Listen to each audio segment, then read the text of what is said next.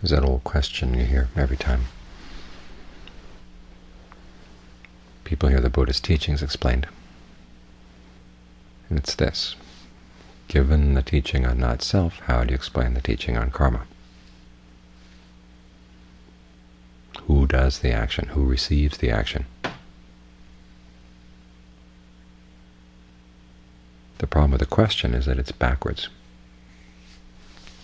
It should be, given the teaching on karma, how do you explain the teaching on not-self? The teaching on karma comes first. It's the context. Look on the night of the Buddha's awakening, the second knowledge in the second watch of the night. It was about karma.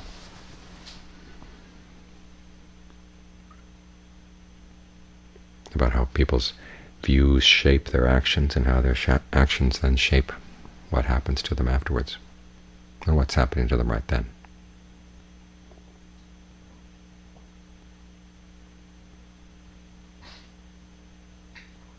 And it wasn't until later that issues of self and not self came into the picture.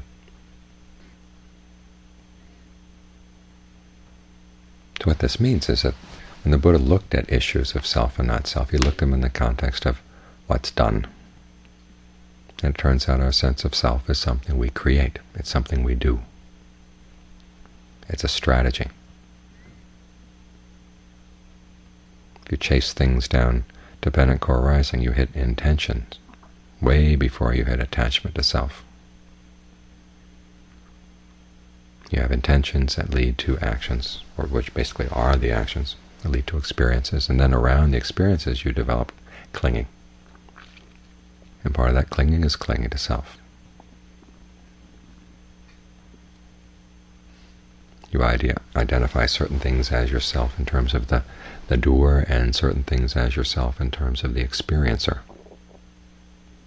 of feelings, pleasure and pain. Acting as the doer, you try to create more pleasure and get rid of pain. And acting as experiencer, you try to enjoy the pleasure, escape the pain. So your sense of who you are is a strategy. The question is it a good strategy? And the Buddha recognizes that in some instances it really is. Especially when you think about in terms of responsibility.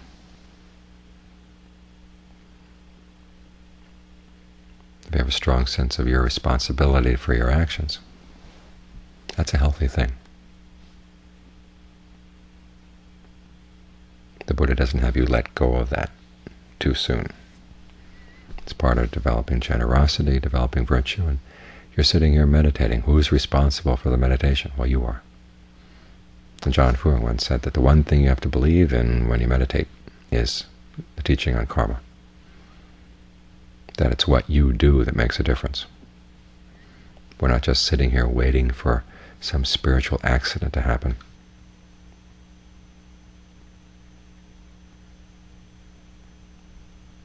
We're getting a sense of what it means for us to act, particularly actions in the area of the mind. When you focus on the breath, what happens? When you have a particular idea about the breath, what happens? When you change that idea about the breath, what happens? When you have a sense of the observer inside the body, what happens if you move it around? Instead of being in the back of your head looking at your eyes, suppose you're down in the chest. What happens there?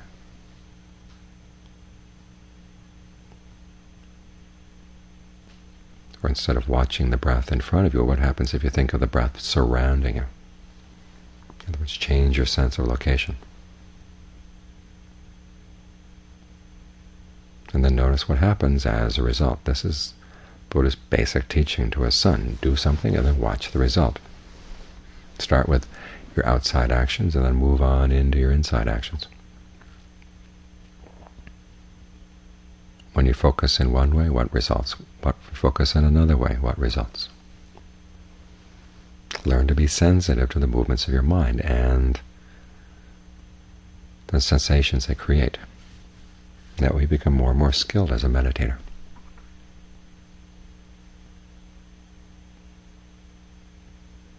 And one of the things you begin to notice as you meditate is that thoughts come up in the mind. Totally unintended.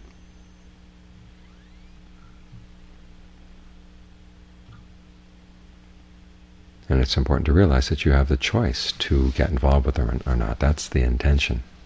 That's the present intention that takes a thought on and moves with it. But an important lesson is you don't have to identify with everything that comes up. There can be a movement of the mind and you decide not to go with it. You watch it, and when you don't go with it, it just dies out.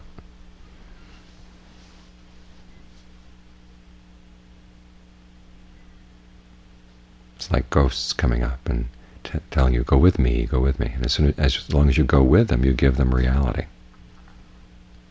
But if you don't go with them, they wither away.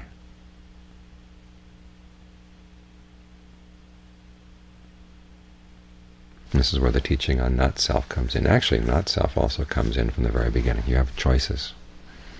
An idea comes to your head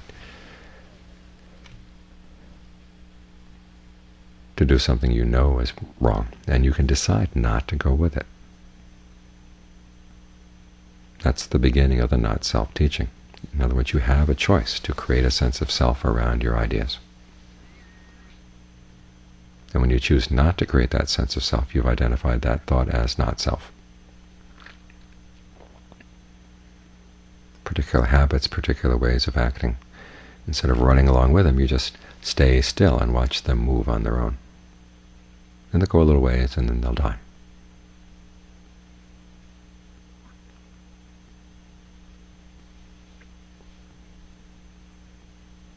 That's the beginning of how you use not-self. In other words, you create a more and more skillful sense of self by not identifying with the unskillful alternatives that come up in the mind.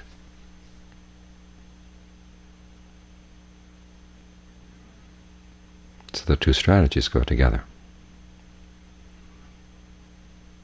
The important point is the element of choice. Reflecting on both as strategies and seeing which ones are really skillful and which ones are not.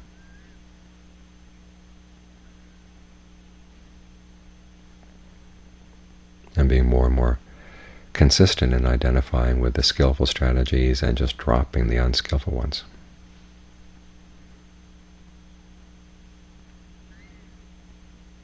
Again, you carry this inside and the whole issue gets a lot more refined, but it's the same basic principle.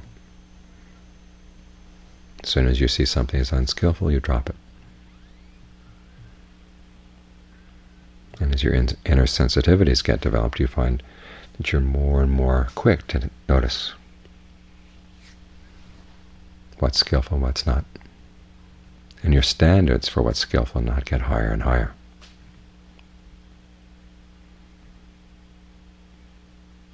And this way you peel off unskillful things and note them as not self, layer after layer after layer, like an onion.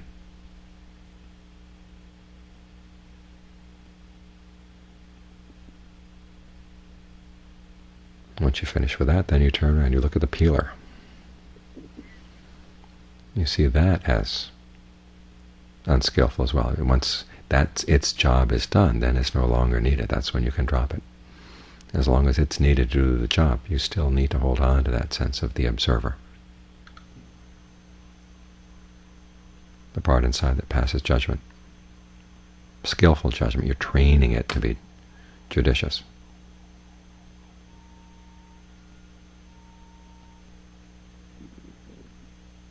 So both self and not self are strategies. And the practice is a question of learning how to master both strategies.